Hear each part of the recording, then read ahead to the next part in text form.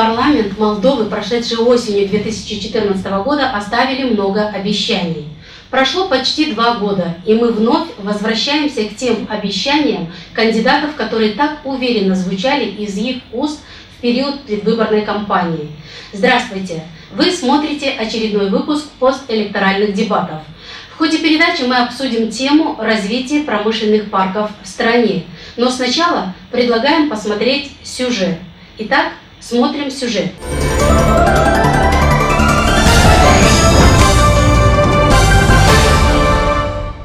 В 2015 году в Камрате открылся промышленный парк. В нем наметили разместить 50 новых предприятий с 2500 рабочих мест. На тот момент 10 экономических агентов заявили о своей готовности вложить в этот проект 1 миллиард 800 миллионов леев. Мы успели за этот короткий промежуток не только добиться того, что правительство открыло этот парк. Почему говорю добиться? Потому что это настоящая борьба. Каждый регион хочет там открыть, но не каждый получается, не у каждого получается. Он очень важен для народа, для населения этого региона. Поэтому мы будем привлекать все необходимые инвестиции. А это действительно один из конкретных проектов, который будет внедрян в Республике Молдова. И это будет способствовать развитию и региона, и Молдовы в целом. Уже подано 10 заявлений. 10 заявлений и предложено этими 10 предприятиями открытие 790 мест. Это, я считаю, что самое главное достижение. Спустя год для развития парка ничего не было предпринято. Люди все же надеются и ждут, что ситуация изменится и будут открыты рабочие места. Рабочие места, безусловно, там, потому что, наверное, какие-то фабрики, заводы или еще какие-то предприятия были. А значит, и рабочие места. А рабочие места – это самое первое, что должна делать любая власть. Сидели дома, работали рядом с семьей, а так надо кто-то уезжать в Россию, кто-то туда, кто-то туда. У нас молодежь уезжает семьями, потому что негде работать. Это больной вопрос у нас именно в Камрате даже. Людям нужна работа. Чем ехать куда-то на заработки, лучше бы они остановились здесь и работали бы. Вернулись бы наши все, кто за границей, я так думаю. Детки бы наши вернулись. И было бы работа. Я думаю, хорошо было. Советник муниципального совета города Камрат Дмитрий Манол считает, что реализация проекта должна быть осуществлена в кратчайшие сроки. Если руководство примарии не будет, скажем так, шустрее заниматься с этим промышленным парком, мы можем вообще потерять это. Значит, эта земля была переведена на 3 года. И какие объекты через 3 года будут стоять на этом промышленном парке, та земля будет переведена в промышленный парк, в землю для промышленного использования. А которая не будет, она назад будет переведена в сельхозземлю. Каждый инвестор, который приходит, они хотят видеть инфраструктуру, дороги, подвод, канализации, всех систем. Поэтому вот на этом этапе мы сейчас занимаемся этой работой, чтобы ускорить процесс.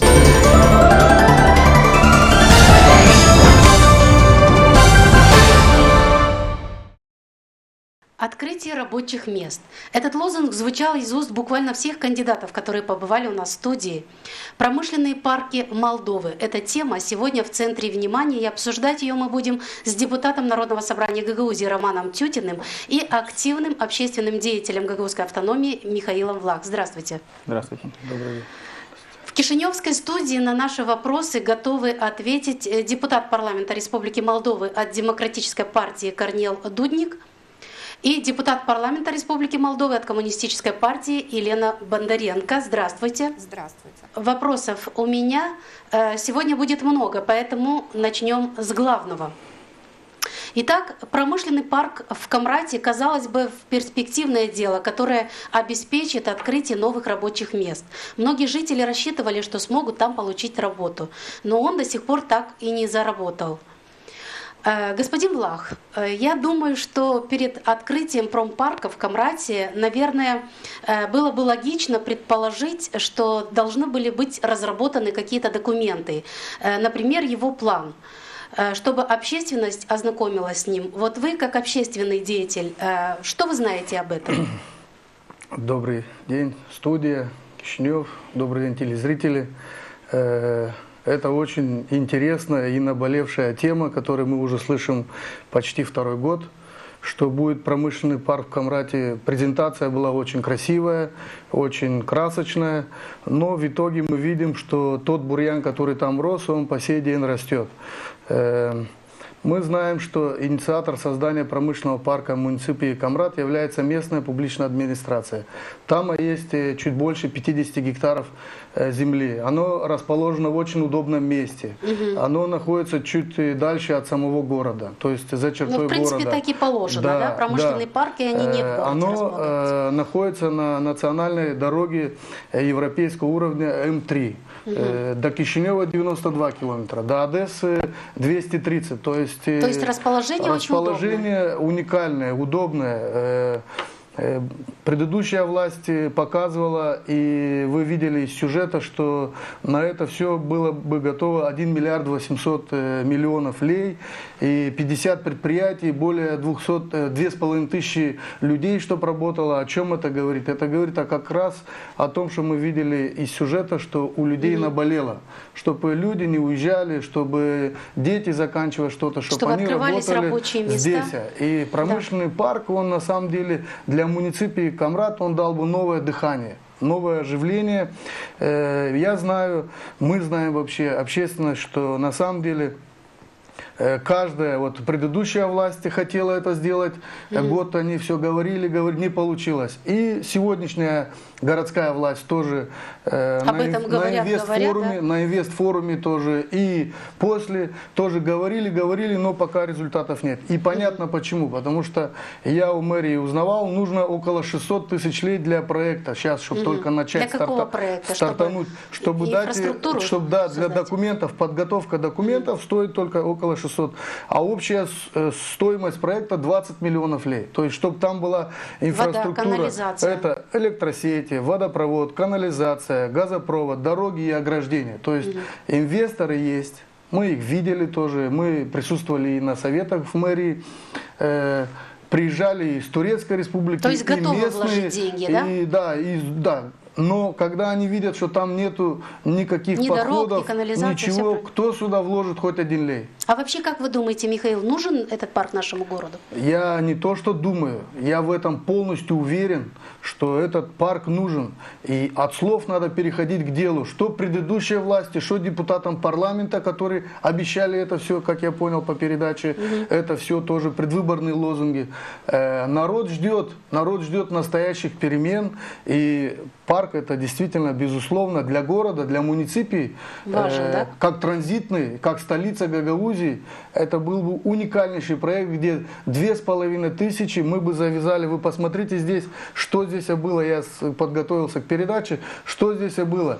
Текстильная промышленность, переработка кожи и производство обуви. То есть это все, что планируется там открыть, да. Производство мебели, производство машин и оборудования, переработка, упаковка сельская. То есть что у нас болит, все, что у нас есть, холодильные камеры, услуги транспортные. То есть все, пожалуйста, нужна инфраструктура и нужно стартануть. Но меньше слов, больше дела. Да, спасибо. Господин Тютин, вы депутат Народного собрания Гагаузии из города Вулканеш, да? Насколько мне известно, у вас там работает промышленная зона. Расскажите немножко, как промышленная зона у вас работает, сколько там экономических агентов задействовано? У нас работает свободная экономическая зона уже долгое время. Первый экономический агент, который там был зарегистрирован, это ДК «Интетрайд», серьезный винзавод с российским капиталом. Серьезное предприятие, 10 миллионов долларов инвестиций. И все больше и больше. Но, к сожалению, мы очень серьезно зависим от геополитики. Сейчас, раньше там работало до 500 рабочих, на сегодняшний момент работают 150 человек. То есть в связи с тем, что не открыт рынок поставок на территории Российской Федерации, соответственно, завод умирает, так скажем. Всего общее количество около 25 резидентов на сегодняшний момент. Такая же проблема, которая и здесь была озвучена, существует и там, это нет необходимой инфраструктуры. Да? А что там есть? Из канализации, вода, что-то? Канализации там нет, вода есть, из скважин качается, причем каждый инвестор, который туда вкладывает, делает это за собственные средства. Соответственно, это очень большие деньги, и фактически средний бизнес не участвует в формировании вот этого парка. Это очень крупный бизнес, большие предприятия, которые инвестируют большие деньги. Нет возможности работать малым предприятиям и среднему бизнесу. Потому что сегодня установить один трансформатор — это около 200-300 тысяч лей, и, соответственно, люди не идут на такие растраты, и, соответственно, они не смогут получить достойную прибыль. И окупаемость бизнеса очень большая. Хочу сказать, что на сегодняшний момент парк работает эффективно. Он консолидированный бюджет Республики Молдова дает около 8 миллионов. То это фактически половина бюджета города Вулканешта. Ага, то есть помогает государство? Да, он помогает государству, он с прибылью идет. То есть было бы неплохо, если бы парламент принял закон, который продлевает, дал бы возможность продлить срок данных налоговых послаблений. Я знаю, что вот Корнил Дудник вышел с инициативой и сказал, что уже в первом чтении принят закон, обещал, что в течение 10 дней будет принят еще раз, но, к сожалению, вот уже 3-й месяц, и закон умер. Я думаю, что европейские партнеры, европейские партнеры не дадут возможность, потому что при подписании закона о ассоциации, торговой ассоциации, там ясно указано, что о запрещении установки экономических зон. Поэтому вот. А вот чем отличается экономическая зона от промышленных парков? Есть какое-то различие? Ничем не отличается. Нет, свободная экономическая зона, она имеет послабление в налогообложении. То есть фактически льготы, да. То есть они на протяжении 25 лет не оплачивают налоговые пошлины там, и так далее. То есть это удобно для тех, кто экспортирует или импортирует сырье и экспортирует потом готовую продукцию. Спасибо. С нами на связи депутаты парламента Республики Молдова в центральной студии. Я бы хотела, чтобы они ответили на такой вопрос. Промышленные парки успешно работают в муниципиях Кишинев, Бельце и в других городах Молдовы. Согласно статистике, их доходы превышают 1 миллиард леев. Почему в таком регионе, как Гагаузская автономия, так и не заработал обещанный промышленный парк? Кто ответственен за это и что необходимо сделать для того, чтобы промпарк все-таки заработал? Что касается всех промышленных парков по территории республики, на сегодняшний день на территории Республики Молдова на той или иной стадии, скажем так, строятся или развиваются уже 10 промышленных парков. Примерный объем инвестиций, который планируется сделать на, скажем так, финальной стадии, это порядка 260 миллионов евро, если говорить об инвестициях в инфраструктуру. Если говорить о рабочих предприятиях, на сегодняшний день в этих парках работает около 54 предприятий. Значит, за первый квартал 2016 года объем инвестиций в инфраструктуру всех вот этих 10 предприятий составляет около 16 миллионов лей. Если говорить об общем объеме инвестиций за последние 6 лет, с тех пор, как был издан этот закон, извините, за последние 4 года, то общий объем инвестиций приближается к 1 миллиарду. Если говорить об объеме продаж, то объем продаж по всем этим паркам на сегодняшний день составляет около 1 миллиарда 900 миллионов лей. На сегодняшний день уже создано 1900 рабочих мест в рамках промышленных парков. Если говорить о отчислениях в бюджет, то за последние 4 года с 10 предприятий, которые, еще раз говорю, на той или иной стадии находятся, в бюджет было отчислено около 360 миллионов лей. То есть это очень серьезные показатели, это серьезные цифры. У этих цифр есть большие перспективы. Если говорить о региональном развитии, то, конечно, промышленные парки дают серьезное подспорье в региональном развитии, в развитии экономическом, ну, в том числе и социальном для тех или иных регионов. Значит, возвращаясь к промышленному парку Камрад. Эта инициатива на самом деле принадлежала моему коллеге господину Дудоглу. Всерьез об этом заговорили под занавес его мандата в качестве примара муниципии Камрад. Где-то к завершению его мандата правительством Республики Молдова было принято решение о выделении, скажем так, участка под строительство промышленного парка. Концепция была разработана на тот момент примарией муниципии Камрат.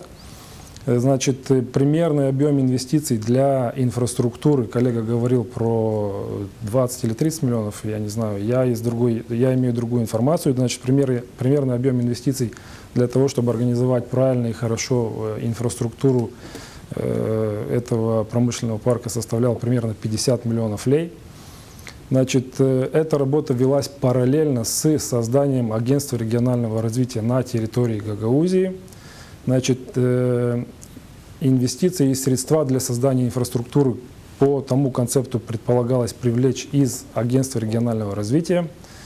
Администратором на первом этапе этого промышленного парка хотели сделать также муниципальное предприятие. Значит, примерно вот такой концепт был. Первая проблема, с которой столкнулись и тогдашние, и, скорее всего, сталкиваются сегодняшние власти, это агентство регионального развития.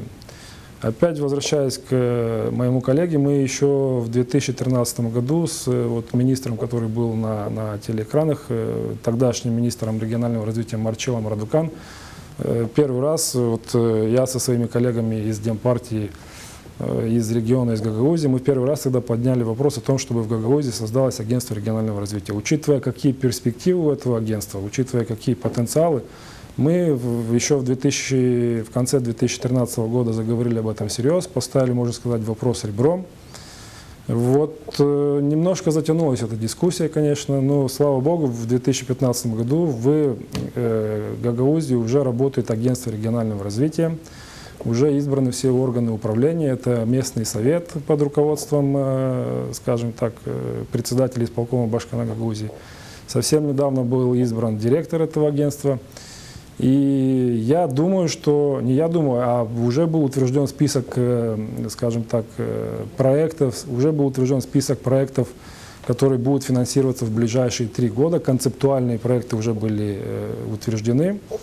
В августе этого месяца, я думаю, что Национальный совет окончательно примет к рассмотрению проекты и утвердит конкретно, какие проекты будут финансироваться в течение 3 последующих лет из агентства регионального развития АТО Гагаузия.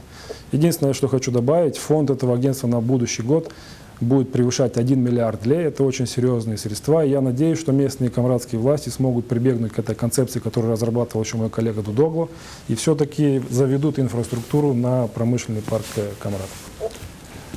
Если позволите мне несколько слов.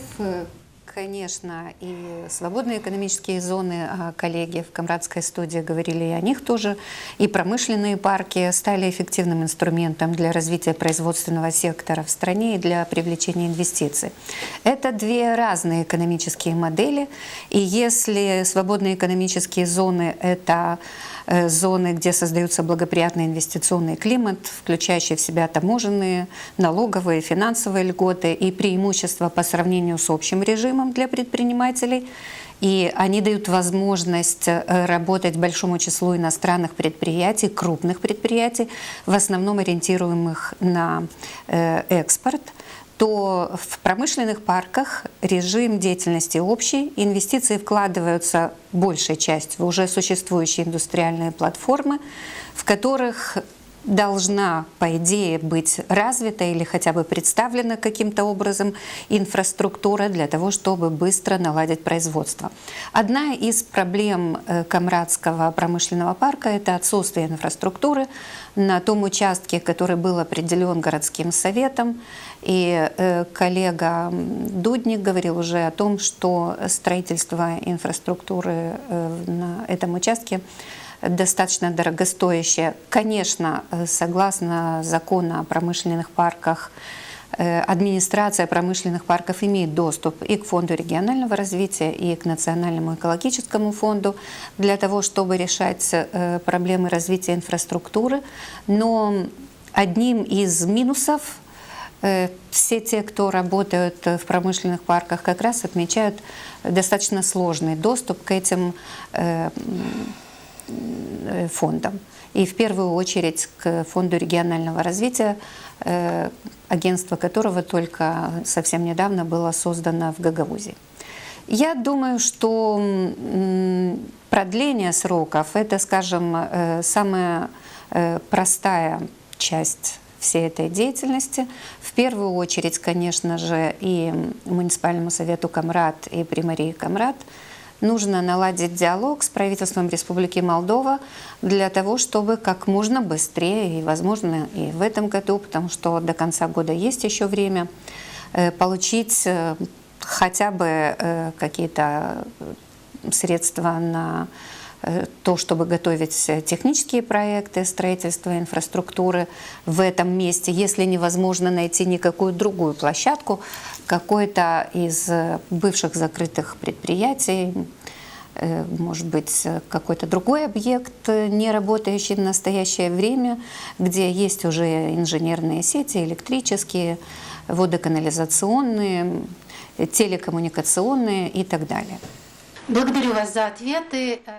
Я хочу напомнить телезрителям, что сегодня мы обсуждаем тему развития промышленных парков в Молдове. В том числе мы говорим и о Камратском промышленном парке, который до сих пор, к сожалению, так и не заработал. Сейчас вашему вниманию я хочу предложить репортаж из Эстонии, где в маленьком поселочке Кохила функционируют сразу 2 промышленных парка. Как они работают, куда экспортируют свой товар. Итак, смотрим сюжет из Эстонии.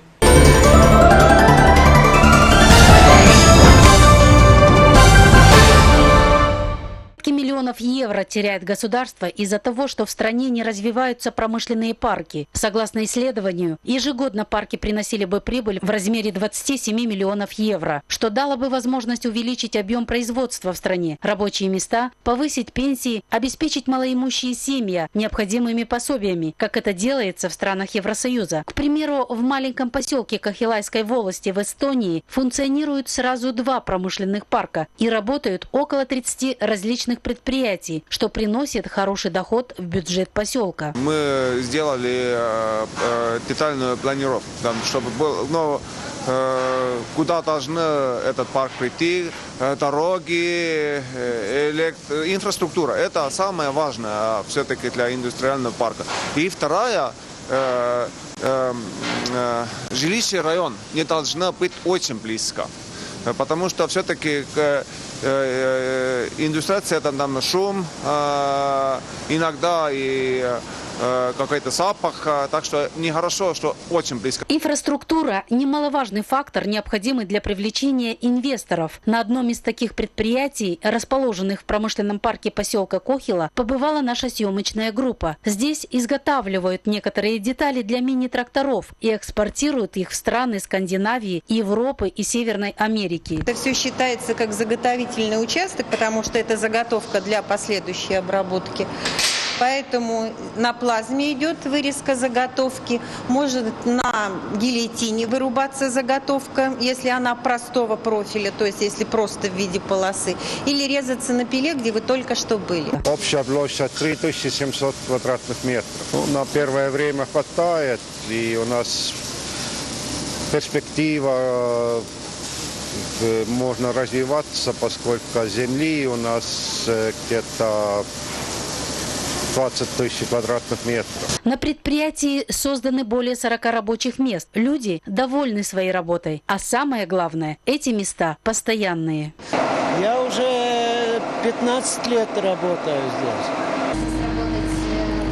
Я доволен, очень доволен. Страшно сказать, сколько я лет работаю в этой сфере, потому что здесь я работаю 11-й год, до этого я работала тоже. То есть я всю жизнь работаю по специальности. Для того, чтобы промышленные парки развивались и приносили доход, государство должно инвестировать в их развитие. В связи с этим хочу вновь вернуться к участникам Центральной студии и обратиться с таким вопросом. Государство играет немаловажную роль в поддержке и развитии промышленных парков в европейских странах. Как у нас поддерживается эта отрасль на уровне парламента? Меня интересует больше, что делается для развития инфраструктуры промышленного парка в Камрате. И предусмотрены ли законодательством Молдовы какие-либо льготы для инвесторов, готовых инвестировать свои финансы в наши промышленные парки? За вопрос. Государство предпринимает кое-какие меры, и существует закон о промышленных парках, и роль парламента в том, чтобы сформировать законодательство, следить за тем, как оно выполняется, вносить необходимые изменения по мере поступления каких-то замечаний. Если говорить о налоговых льготах, то они действительно существуют для промышленных парков. Тем экономическим агентам, которые вкладывают свыше 1 000 000 леев в срок на 3 года, освобождаются от уплаты налога на добавленную стоимость. Тем, кто инвестирует свыше 3 миллионов леев, 5 лет освобождаются от налога на добавленную стоимость. Кроме того, бесплатно изменяется назначение земельного участка для создания промышленного парка. Бесплатно проводится приватизация прилегающих земельных участков. Скидка до 70% от цены, установленной на аренду земли.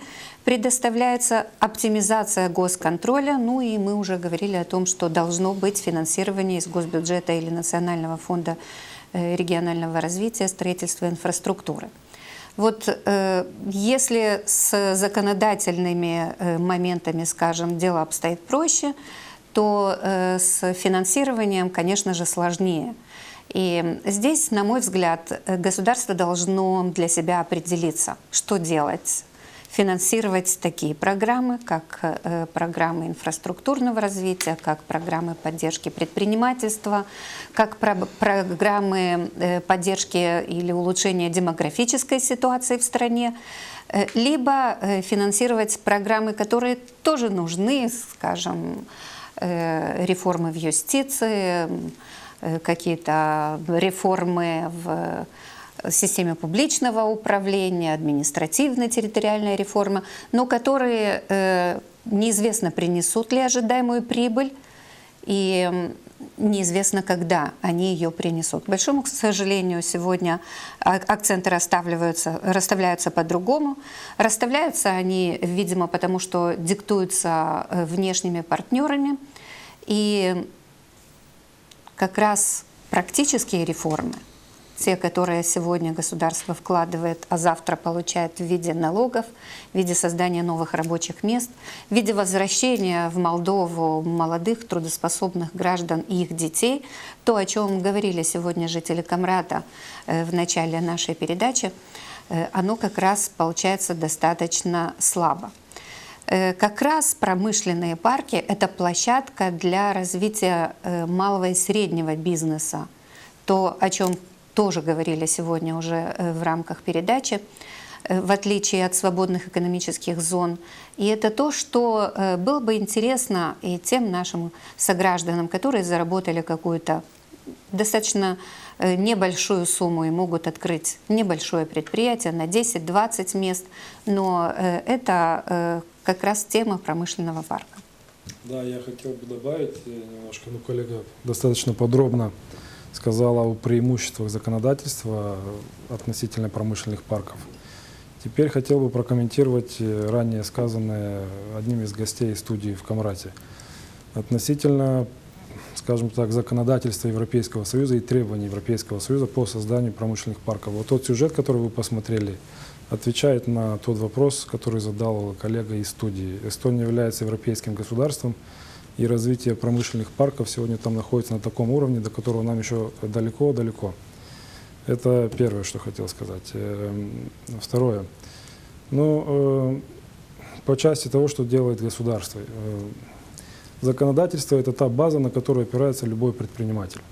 Если говорить о категориях бизнеса, малый или средний, я все-таки считаю, что промышленный парк – это как раз та площадка, где могут развиваться и малый, и средний, и большой бизнес. Само название «промышленный парк» говорит о том, что там должно быть промышленное производство, то есть промышленные масштабы.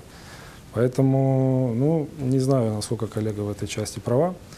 Если говорить о уже имеющихся предприятиях, хочу вернуться к тому, что говорил немножко раньше. Значит, в стране действует 5 регионов развития. Это центр, север, юг. Муниципия Кишинев. И вот сейчас мы уже говорили о том, что открылось наконец-то агентство регионального развития. И отвечая на вопрос коллеги в той студии Михаила Влаха, что делают депутаты парламента для того, чтобы парк в в Камрате развивался. Еще раз хочу вернуться к тому, что была проведена огромная работа, в том числе и по партийной линии, для того, чтобы агентство регионального развития в Гагаузии все-таки было развито. Мы на самом деле много ходили, долго добивались этого, не хватало политической воли. Вот после того, как, скажем так, утвердилось парламентское большинство и правительство начало свою работу, эта политическая воля была найдена. Сегодня агентство регионального развития в Гагаузии будет работать. Возвращаясь к тому, какой был концепт по этому промышленному парку, рекомендую местным властям, а именно примару города Камрат, возобновить сотрудничество с этим агентством регионального развития. Есть все шансы, что проект по инфраструктуре можно профинансировать через это агентство. Первые шаги и первые ласточки уже есть. Если возвращаться к моему родному городу Вулканешты, значит, у нас тоже есть большой проект под названием «Региональный спортивный центр», который также будет финансироваться на следующий 17, 18, 19 год из этого агентства. Поэтому вот это та поддержка, которую могут оказать депутаты парламента, выходцы из Гагаузии, для того, чтобы и весь регион развивался, и в частности строился промышленный парк. Спасибо. Спасибо участникам Центральной студии. Напомню, что в ходе дискуссии с нами на связи в Кишиневской студии Корнел Дудник и Елена Бондаренко, депутаты парламента Республики Молдова. Ну что ж, продолжим дискуссию в нашей студии. И скажите, господин Влах, вот вы как общественный деятель, вы спрашиваете с депутатов за те обещания, которые они дают во время предвыборных кампаний? Как они исполняются? Это очень интересный вопрос. Как раз вот Корнел тоже заметил, что что-то они делают, и вот к 2018-2017 году будут какие-то проекты. Это как раз попадает опять на предвыборные года. С чего мы и начинали нашу сегодняшнюю передачу. Что все политики любого уровня, все депутаты, я и Народному собранию сейчас обращаюсь, и депутатам парламента, и даже муниципальным советникам. Все, когда куда идут, они берут и наполняют эти бумажки такими обещаниями нам: «Мама, не горюй». Но, к великому сожалению, мы видим их конкретные шаги на их креслах. Я не хочу сейчас никого трогать, никого не обижать, ни одну партию, ни одного депутата. Но из того, что вы обещаете, господа депутаты, вы делаете меньше даже, чем 5%. Вот это я вам говорю как общественность, которая... А вы получите результаты, буквально выборы, когда будут, они все равно показывают... Народ, он же уже взрослый, он уже помудрел. Уже картошкой нельзя купить человека. Проектами вот этими, которые мы пишем, я опять возвращаюсь, Корнел сказал, дай бог, чтобы было 50 миллионов. Но я сегодня взял вот информацию, общая стоимость проекта 20 миллионов. Это небольшие деньги для страны, которые сюда... Есть вот этот вот фонды, инвестиции, европейские доноры, слово интересное, доноры. Но до Гагаузии доноры не доходят. И Корнелу хочу сказать, что вы не сейчас у власти, вы уже 8 лет правящие у вас, вы уже 8 лет. 8-й год. И если только вы за 8 лет только сейчас решили этот вопрос по региональному развитию, где они как минимум центральные власти должны по этому региональному развитию, Александр Тарнавский с вашей партии демократической подсчитал в межпарламентской комиссии, сколько нам должны за эти годы, что они нас ущемляли. Это один вопрос. Это несколько миллиардов лей. Второй вопрос. Ведь на самом деле деньги приходят, и проекты с Эстонии показывают, что это копилка государству, хорошие доходы для государства, не только рабочие места, налоговые сборы и так далее, и так далее. Вы сидите там и только рассказываете нам, простому народу, что денег нету, у нас дефицит, и вот эти вот козырные фразы, скоро будет децентрализация. Какая децентрализация? Вот промышленный парк, это ваша программа, друзья мои. И вы сегодня у власти, и вы должны конкретно продемонстрировать простому жителю, чтобы он не уезжал, чтобы он не думал утром, чем накормить семью. Это большая проблема. И мы, жители, не только Гагаузии, все республики, задаемся вопросом уже не один год, что вы там вообще делаете, чем вы вообще там занимаетесь, какую европейскую интеграцию. Я с тобой, Корнел, полностью согласен, что Эстония и Молдова не то, что Гагаузия. Это разные полюса, это далеко-далеко.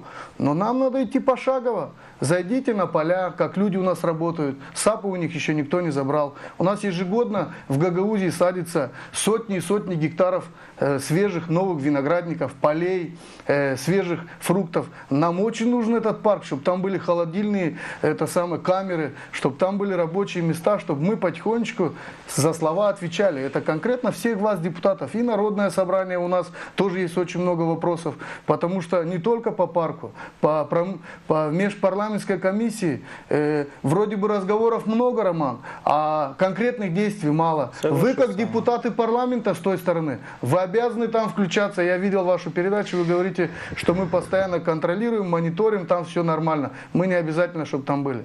Как раз-то, когда с оппозиции есть гагаузские депутаты, двое, и вы в правящей трое, это очень серьезный баланс для того, чтобы вы могли привлекать все к нам в Гагаузию. Спасибо. Господин Тютин, ранее в репортаже мы говорили о том, что эти земли из разряда промышленное назначение переведены на 3 года, да? И потом они могут перевестись обратно. Вот да, что в этом случае? Да, согласно этого закона так и есть. Если предприятие построилось и уже начало функционировать, соответственно, земли переводятся из земель сельхозназначения совершенно бесплатно в земли промышленности. Ну, и насколько мне известно, еще ни одно предприятие там не построилось, только мы говорим о том, что надо. И как раз хочу своему коллеге сказать о том, что вот он сказал, что скоро в Вулканештах появится спортивный центр, при этом он сам ходит по коридорам власти Гагаузии, это, скажем, там, 1-2 уровень, и просит у них 450 тысяч на проектирование данного проекта. То есть, зачем тогда нам такой депутат в парламенте, который не может найти 450 тысяч? Это копейки, так скажем, для всего молдавского бюджета, для проектирования данного объекта. Это первое. Второе, я соглашусь со своей коллегой, товарищем Еленой, что в действительности очень много сделано для того, чтобы эти парки развивались. Ранее был принят закон нулевая ставка налог на прибыль в случае, если они прибыль переводят в развитие предприятий. Вот этот закон, если бы до сих пор работал в кризисные времена, он бы дал действительно свои серьезные плоды. То есть это, если предприятие, винзавод вкладывает в развитие виноградников, садов там и так далее. Да, это был последовательно выстроенный закон, он работал. И на сегодняшнем этапе мы пожинаем плоды, что в Гагаузии обновлены почти все виноградники, посажены новые сады и так далее. Хорошо. Вот по какому пути надо идти. Давайте вернемся в промышленный парк. Возвращаясь в промышленный парк, хочу сказать, что это был политический популизм демократической партии.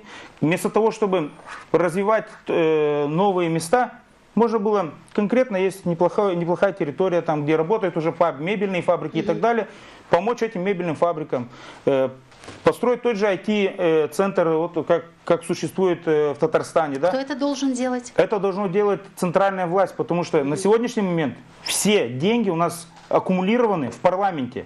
Сегодня каждый мэр, примар и там, тот же Башкан и председатель района, он чуть ли не на коленях выпрашивает у них какие-то копейки для того, чтобы сделать дорогу. Да? Вот даже по дорожному фонду. В соседний регион выделяется 30-40 миллионов, в Гагаузии 5 миллионов. И мы хлопаем в ладоши. Молодец Николай Дудоглу, что он выбил 5 миллионов. Так если нам положено 40 миллионов, почему нам даете 5 и говорите, не будете слушаться, и это не получите? Хорошо. Нужны ли нам такие власти? Возвращаемся в промышленный парк. Что делает гагаузская автономия, что делают депутаты Народного собрания, чтобы помочь открытию и развитию промышленного парка? Ведь они тоже могут помочь. Первое, что сделали депутаты, это приняли закон о инвестициях, в котором ясно указано, если вы инвестируете в Гагаузию ту или иную сумму, вы освобождаетесь на тот или иной период, в зависимости от суммы, от налогообложения. То есть это серьезная помощь тем людям, которые хотят вложить деньги в этот парк. Но сегодня, если государство не создаст инфраструктуру не проведет, газ, свет, канализацию, ни один нормальный инвестор сюда не придет. Вот мы смотрели репортаж у эстонцев, государство все это сделало, инвестор пришел и поставил свой бизнес. Так должно быть по уму. Ну, вот вы говорите государство, да, а государство не выделяет эти финансовые средства, насколько я понимаю. Вот если государство не выделяет в развитии инфраструктуры промпарка, да, может ли частный инвестор внести свои финансы и стать владельцем этого парка? Почему нет? Конечно, тут же до этого коллега моя Елена говорила о том, что в случае, если человек инвестирует какую-то сумму, он получает 70% скидку на аренду, и плюс, если там стоит уже его собственность, он покупает по пониженному коэффициенту земельный участок. Соответственно, он не платит уже как за голый участок крупные суммы денег, он, соответственно, пользуется теми льготами. Тоже неплохая идея, и она давно уже опробирована у нас в республике. Соответственно, вот над этим надо работать. Как привлекать инвесторов? Хорошо. Можно добавлю? Да, я как раз вот задам вопрос. К слову просто. Вы же понимаете, что любая инвестиция, она идет там, где стабильная экономика и стабильная политическая ситуация. Да, но, Михаил, здесь речь идет о том, что нет денег для развития инфраструктуры, да? Об этом идет речь. Миллиард украли, деньги нашли, да? Значит, на этот миллиард, если вложили в эти промышленные парки, Молдова была бы сегодня на передовой всей цивилизации, поверьте. И не ушли бы никакие офшоры эти деньги, а здесь остались, открыли бы производство, и все люди находились бы здесь, ни в Москве, ни в Турции, ни в Европе. А вот те, которые сегодня сидят в парламенте, растаскали этот миллиард. Из-за этого еще никто не понес наказание. Вы хотели добавить? Я вот просто хотел, Рома эмоционально, и я понимаю его, потому что на самом деле у простых людей это все болит, и люди уже понимают эти вещи. Кто что ворует, кто за что отвечает и кто за что не отвечает. Просто коррупция на самом верху, а мы здесь за мешок картошки людей сажают и по 10-8 лет дают, то есть показательные. Но деньги и вот эти доноры, они сюда не придут. А если придут, то они придут тоже по назначению. К нам они сюда не придут, потому что любые деньги любят тишину, любят порядок, чтобы спокойствие. В принципе, Гагаузия в последнее время показывает это спокойствие. Мы видим, я хочу сказать, как общественник, как общественные деятели и вообще как жители Гагаузии, мы видим, что между властью исполнительной и законодательной есть понимание. Они, депутаты, исполнительный комитет, решают вопросы. Если мы видим несколько законов, они за последнее время сделали. Мы видим, как мэры работают слаженно. То есть в Гагаузии, мне кажется, парламентарий, уважаемый Корнел, уважаемая госпожа Елена, все-таки нужно больше внимания с вашей стороны, как парламентариев. Вы же все-таки законодательная власть. Одну секундочку. Наши участники в Кишиневской студии хотят дать реплику. Мы предоставим им время для того, чтобы они дали эту реплику. Но хочу сразу предупредить, что эфир, очень мало времени у нас осталось, поэтому очень коротко. Да. Спасибо, что вы нас вспомнили. Нам действительно есть что сказать.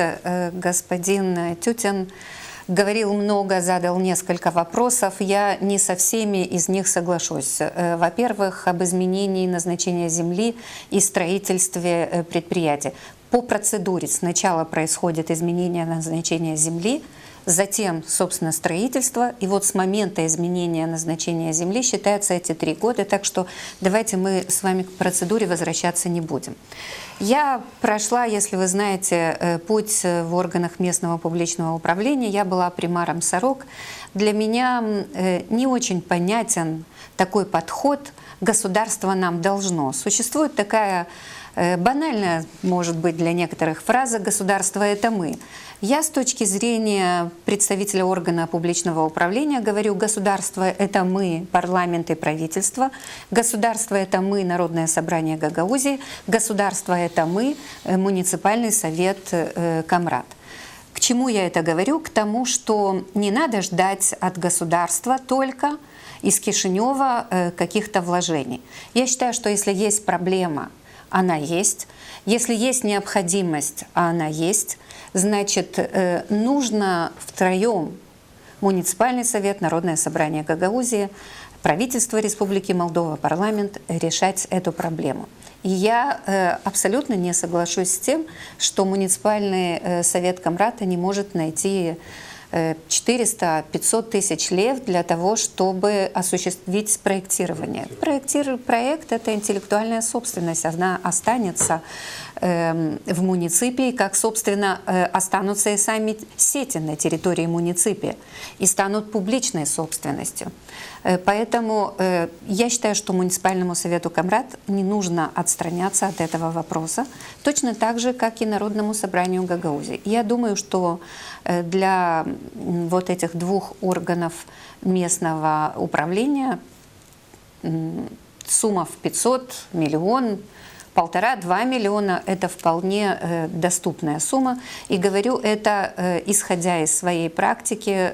Мы в муниципе будущем Сорока, пока в городе Сорока, все проекты инфраструктурные решали, оплачивая техническую стоимость проекта. Если можно, я включу в дискуссию. Да, хотел бы дать пару реплик своим коллегам из студии в Камрате. Значит, первое, что касается обещаний. Значит, я в своей предвыборной кампании делал акцент на две важные вещи. Считаю, что постепенно я их двигаю, скажем так, к логическому завершению. Это водоснабжение города Вулканешты и строительство спортивного комплекса. И господин Тютин знает лучше всех, на какой стадии и сколько работы проделалось по теме, по тому и по иному проекту. Это первое. Что касается популизма. Популизм, господин Тютин, это концерты, которые проходят по всей Гагаузии прямо в преддверии предвыборной кампании. И музыка, и все концерты, и вся эстрада, которая приезжает к нам из-за границы, вот это называется популизмом перед выборами. А конструктивная работа – это то, что назвал я чуть раньше. Теперь, если говорить о трансфертах и о деньгах, которые приходят из центрального бюджета, вы, как депутат парламента, как депутат Народного собрания, должны знать, что за 2016 год из центрального бюджета в Гагаузию придут 380 миллионов лей из центрального бюджета в бюджет Гагаузии. Что касается проекта о продлении деятельности зон свободного предпринимательства в Вулканештах, значит, в первом чтении на самом деле он уже принят, и это было не 3 месяца назад. И я вас уверяю, что до конца этой сессии он будет принят во втором чтении, и зоны свободного предпринимательства будут работать до 2038 года. Теперь, что касается Народного собрания. Я понимаю, что может быть много упреков в адрес депутатов парламента, как из Гагаузии, так и из других, скажем так, регионов.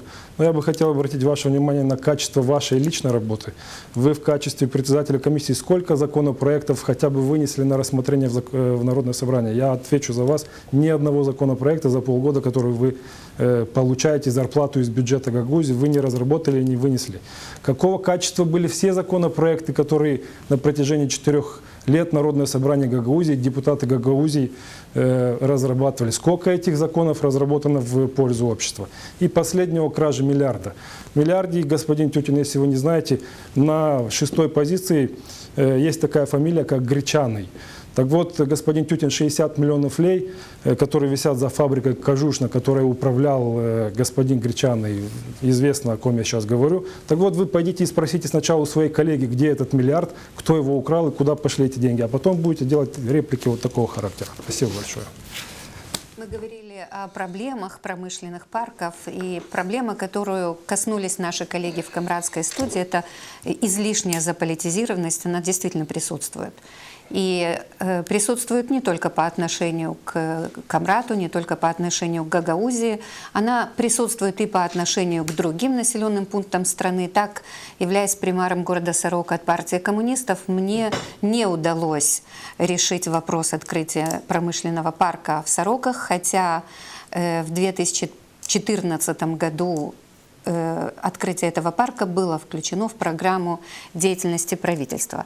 Но эта проблема не, собственно, власти, это проблема избирателей нашей страны, потому что парламент Республики Молдова, следствие правительства Республики Молдова – это те люди, кому вы доверяете свою власть, уважаемые господа и товарищи избиратели. Нам действительно предстоят выборы. Я бы не связывала 17-18 год. Очередные, внеочередные, они будут. И вот тогда, когда мы с вами будем входить в урну, в избирательную кабину и брать в руки избирательный бюллетень для того, чтобы пустить его в урну, вот тогда мы должны подумать и сопоставить, как было, как обещали, что получили и почему мы так живем. Спасибо участникам Кишиневской студии. У нас практически не остается времени для реплик. Очень коротко, буквально по 30 секунд я вам предоставляю время эфира. Михаил, пожалуйста. Что хочу сказать. Чувствуется опять, как парламентарии умеют жонглировать на политическом языке. В принципе... Вы мне скажите, как вы видите развитие, коротко? Промышленный парк будет работать? Я вижу, промышленный парк будет работать, и, госпожа Елена, мы стучимся в каждой двери, и когда надо, закрываем даже дороги. Потому что объездную дорогу, которую обещали, там 1000 домов сломалось, которые едут на Джуржеле машины, там большие проблемы. Спасибо. И так будет и с парком тоже. Надо будет, будем жестче принимать меры. Спасибо. Господин Тютин, ваши 30 секунд. Во-первых, я хочу поблагодарить своих коллег за такую интенсивную беседу, и они должны проходить почаще. В отношении того, кто что делает, могу сказать, Кардинал Анатольевич, от ваших колоколов в церкви, которые вы обещали в Луканешных, у меня теперь уши закладывает. Правда, до сих пор еще звона их никто не слышал. Поэтому, когда говорите об обещаниях, как конкретных обещаниях, я присутствовал, когда вам за это дали медаль Георгия Победоносца, вы сказали, что я куплю колокола, и вот уже прошло 4 года ровно, и до сих пор колоколов нет. Так что вот популист – это тот человек, который говорит и не делает, фактически. Спасибо. Поэтому, извините. Спасибо. А про промышленный парк? Промышленный парк должен развиваться, и нужно все делать для того, чтобы Гагаузия стала индустриальной, перешла в новую эру. В том числе и Народное собрание будут помогать. Конечно, мы Все, тоже спасибо в этом будем вам работать, за участие. Ну что ж, я думаю, что после нашей передачи, возможно, что-то и изменится в этом вопросе. Спасибо. По крайней мере, мне бы хотелось в это верить, как и многим нашим безработным горожанам. Вы смотрели постэлекторальные дебаты. До встречи в эфире и всего самого доброго. Спасибо за участие. Спасибо.